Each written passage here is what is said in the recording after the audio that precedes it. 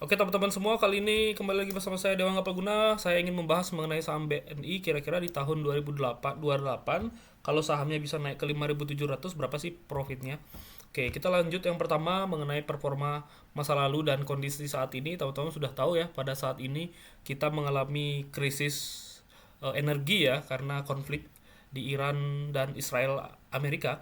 Nah, di tahun 2020 itu juga terjadi krisis di mana Covid sehingga saham BNI anjlok ke 1.500. Kira-kira teman-teman kalau misalkan bisa bayangkan nggak kalau punya BNI sahamnya anjlok ke 1.500 juga?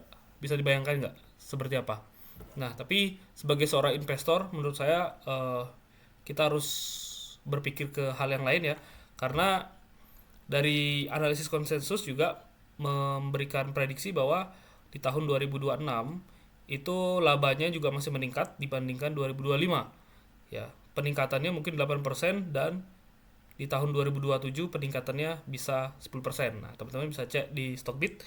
Dari analisis konsensus ini memberikan kita optimisme bahwa saham BNI meskipun ada potensi mudah-mudahan nggak terjadi ya anjlok karena krisis energi ini, karena kepanikan ya, karena mungkin makroekonomi Indonesia mulai buruk dan lain sebagainya, berarti kita harus siap ya apa yang akan terjadi ketika saham itu turun. Tapi sebagai seorang investor, ingat, ketika dia menjadi krisis seperti di tahun 2020, sahamnya kembali naik. Nah, makanya estimasi ini saya buat analisis supaya teman-teman investor bisa tetap kuat ya mentalnya dan bertahan di market. Nah, kemudian dari target price-nya oleh atau dari eh, analis ya, itu memberikan bahwa kenaikan tertinggi BNI targetnya adalah 5.700. Ya karena peningkatan EPS, kemudian valuasinya sudah murah secara PI rasionya sekitar 8,9% di mana 8,9 kali di mana BNI ini rata-rata ada di 9 sampai 10 kali biasanya. Nah, jadi mereka menurut saya sih untuk si analis ini ya itu memberikan target 5.700 itu menurut saya cukup konservatif, bahkan mungkin ya mudah-mudahan bisa lebih gitu. Kalau ini kan dia konservatif ya.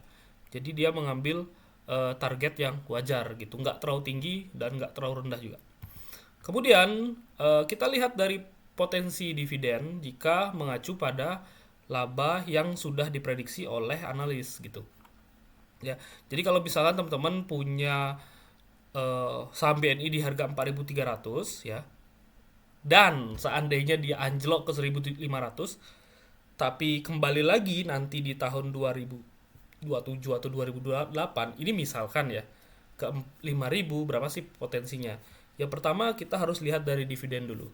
Teman-teman bisa lihat, kalau misalnya teman-teman invest di 4.300, totalnya 100 lot atau 10.000 lembar, itu senilai 43 juta. Nilai investasi awal, berapa sih potensi dividennya? Ya, teman-teman bisa lihat di tahun 2026 potensi dividen yang pertama di 2026 ini kalau misalnya teman-teman ikuti pembagian dividen di bulan ini di bulan Maret yang akan cair di bulan April 2026, maka dapat dividen sebesar 3,4 atau 3,5 juta dibulatkan. Kemudian di 2027 teman-teman nggak melakukan investasi kembali untuk BNI ya mungkin karena panik atau untuk uangnya digunakan ke hal yang lain, potensi dividennya adalah 3,7 juta. Kemudian di 2028 meningkat menjadi 4,1 juta. Di mana sih saya mendapatkan nilainya ini? Teman-teman bisa lihat di konsensus tadi bahwa EPS-nya untuk di 2026 dan 2027 sekian. Ada 581 di 2026, di 2027 juga 638. Itu kalau teman-teman rata-rata dividen BNI adalah payout rasionya adalah 65%. Jadi tinggal dikali 65%, teman-teman dapat nilainya yang sama seperti ini. Nah, berikutnya seandainya di tahun 2028 ini seandainya ya bukan berarti sahamnya bisa ke sana di 2028, tapi kita berdoa sebelum itu mudah-mudahan di 2026 bisa ke sana 5.700 ya atau di 2028 deh. Jika pada tahun 2028 saham BNI naik ke 5.700, maka investasi awal dari 43 juta itu menjadi 57 juta ditambah dengan total dividen sebesar 11,4 juta dari dividen yang cair di 2026, cair di 2027 dan di 2028. Jadi total estimasi profit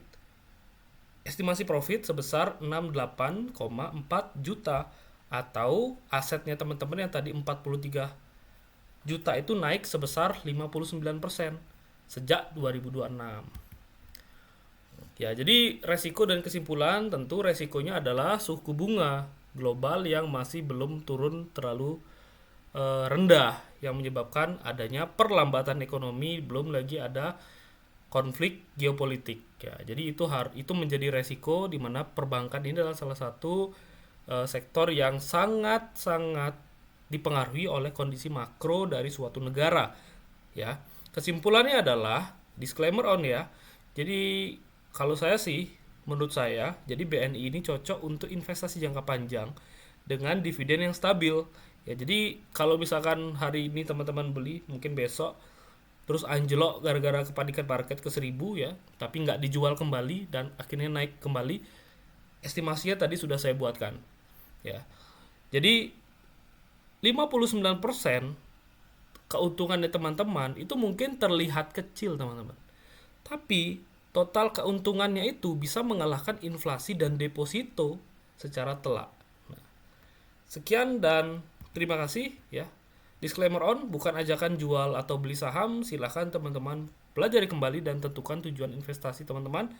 Jangan lupa follow Instagram daftarsaham.co dan di Stockbit follow Dewangga Palguna. Terima kasih.